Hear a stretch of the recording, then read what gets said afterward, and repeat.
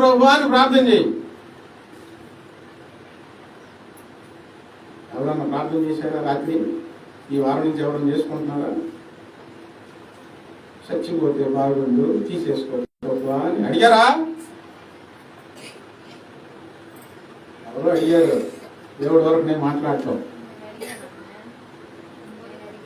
గట్టిగా చెప్పు. హల్లెలూయా. నాకు తెలుసా? చూసారా? దేవుడి వరకు నేను మాట్లాడటండి. ఇంకెవరెవరు అడిగారు? చెయ్యొద్దండి, లేకపోతే దేశం నిలబడదులే. చెయ్యొద్దండి. అడిగినోడు, దేవుని అడిగినోడు సగం చేయొస్తుంది. మా దేవుడు